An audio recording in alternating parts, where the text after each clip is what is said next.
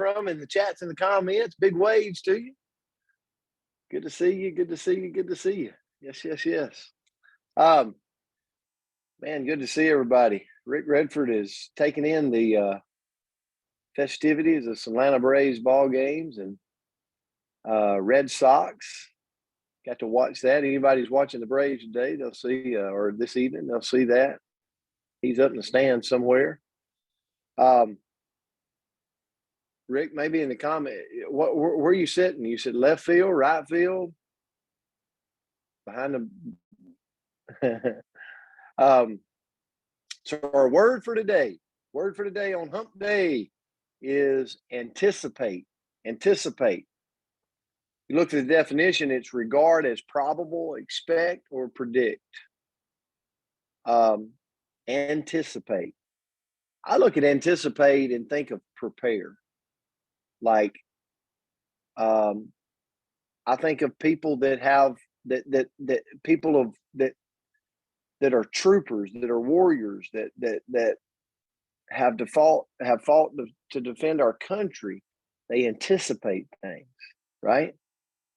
All of those things come through my mind when I think about anticipate, but we've got two perspectives for you this morning. I'm going to give you one. Andrea is going to give you the other, but I'm going to give you the anticipate the negative or potential challenges in order to be prepared. And then she's going to talk about anticipating the positive in order to manifest more positive and bring more joy. It's two perspectives, and I look at mine and I go anticipate the negative, but it doesn't have to be bad, right? It's just you're anticipating challenges. And it's kind of funny talking about coach, being the coach's corner, Bobby Knight. If anybody followed the history of Bobby Knight, anybody know Bobby Knight, who he is? Yeah. Great basketball coach. Had a little bit of a history, but he said, and all I can think about is the video of him throwing the chair across the floor of a gymnasium. If you remember that scene, and it's probably on YouTube, but it says Bobby Knight, he quoted, "It is better to anticipate than to react." I thought that was funny. But Tony Robbins also said anticipation is the ultimate power. Losers react too quick and leaders anticipate. And man, this stepped on my toes because I've had moments in my life where something will happen to me and I'll react like right out of the gate. And it's usually there's a lot of regret on the back end of that reaction. And I have to go back and I have to make up for my, let's just say, not so wise moment. So how do you anticipate a challenge? Like a challenge comes up. Take time to reflect, ponder potential challenges, whether it's in our life, whether it's in our business, whether it's in our health. And I'm going to turn it to you, Andrea. But I'm thinking about our business, and a lot of you are in the space with network marketing. And I want to go this route. And maybe you're listening in and you're not involved in our business. It's okay. Prepare, change it to yours, reverse engineer it to yours. But we've got an event coming up in Orlando, Florida. So when I think about anticipating, challenges or pondering or reflecting, the Orlando event would be that. Like, what can I do today to build excitement around the event for myself, for my organization? Do I need to do some lives? Do I need to get them on a call? Do I need to promote it more? Like, what can I do to build the energy around that event? One example I had in business is maybe a holiday's coming up, and I ponder and I think about, okay, we got a holiday coming up.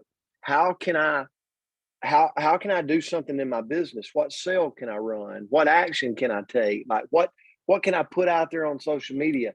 So I'm always taking things that are coming up in the near future, or maybe not but people that anticipate, and they think about how they can make this thing a better thing by by spending some time in it, by thinking about it. So hope that makes sense. Health, maybe your health. You have some trips coming up. What can you do each day to keep your weight loss goals on track? It's tough, especially when you're at the ballpark eating hot dogs and nachos. Okay. It's that was for you, Rick. That's my favorite, just so everybody knows, it's a good hot dog at the ballpark. So if but you know the trip's coming up, so taking time to ponder, reflect, think about what can I do to keep my goals where they need to be. And then the last is maybe it's my finances. Maybe I've got a kid that's getting ready to turn 16 and I've got a year. What can I do? What how can I how can I pull money away from my budget or away from my month to put into this savings to prepare for this thing that is coming that I need to be able to purchase a vehicle from? So I again go back to anticipation on my part and I think about being prepared. So Andrea, I'll turn it to you. Well, I came at it the opposite way. So that was a great, great lesson. So thanks for that, coach. And I think the best thing at the ballpark is nachos. So Rick, if you could get baseball nachos, and you maybe send me a picture, I would really appreciate that. But I talked about anticipate or looked into anticipating the positive. So, what is the power of trying to anticipate the positive? Well, it creates joy and then it activates the law of attraction. So if you think about your kids, right? Like anybody on here that has kids, like that last week heading into to Christmas, they are somewhat monsters, or they can be, because they're so excited that they just can't even pull down that excitement to be like normal humans. So they're just running all over. Or if you've ever taken your kids to Disneyland, like that night before, you just know no one is going to sleep because everybody is so excited to go to Disneyland. I just had kind of one of these moments this week where at the last minute, I decided to take my son and his friend to a water park.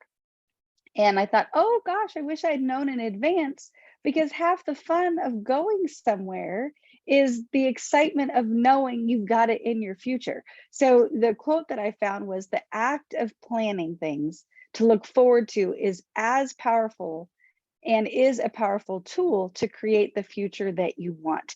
And, if you kind of think about, have you ever planned a vacation where first, like the first step is you're looking, where am I going to go? Okay, I'm going to go to Las Vegas. Okay. And then you're picking the hotel. Oh, this one's got, a nice pool. This one has a lazy river. This one, right? And then you're looking at, okay, what are the entertainment options? Oh, I could go to this show. I could go to that show. And you look around and you're so excited just planning. Right? Like, have you ever had that feeling? And they call that vacation. There's actually a study on this that was really interesting. It's called vacation anticipation. And a study that was done said the biggest boost in a person's happiness occurs the 8 weeks prior to the vacation, because they're doing all that stuff. They're picturing themselves on that, lounge chair. Maybe that would be what I'm picturing, with a book in my hand, right? Maybe a drink with a little umbrella. I don't know, but they're picturing all these fun things. And usually the trip is a happy experience, but shortly upon return, the people that went on the vacation don't feel any happier than the people who've never taken a trip to begin with. So if you want to really tap into that, what they're saying is plan as many short vacations as you can, because the length of the trip doesn't matter. You're going to get the most joy out of preparing for it, anticipating it, and then you'll go on the trip, have a great time. But then when you have something else to look forward to, something else to anticipate, it keeps you at that peak level of happiness. But how do we put this to work for us, right? Like, how do we bring more of that happiness, more of that joy, and more of the good things to look into our life? Well, then turn on the law of attraction. So what is that? The ability to attract into our lives whatever we're focusing on. So how do you do that?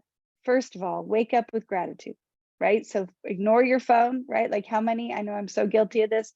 Wake up, look at the phone. First thing I do is look at that to-do list, right? And you're like, oh, right? So ignore that. Instead, think of one thing that you're grateful for that morning. And then the second step is to visualize a positive day. So what are your goals for the day? Imagine and anticipate yourself having the day that you absolutely want to have. And, Jack Canfield puts it, appreciate and celebrate that which you already have.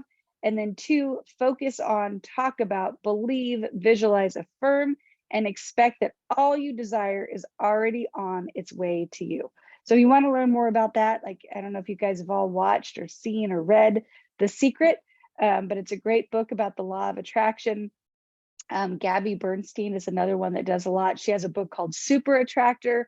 So it's just ways to use anticipation in our favor. So thought this was a fun one. Definitely some good lessons to learn here. So thank you so much, Coach. Couldn't get mine unmuted. Yeah, great lesson, guys. I hope you have an amazing Wednesday. Go out and rock today. Have fun. We are grateful for you, and we love you so much. See you guys.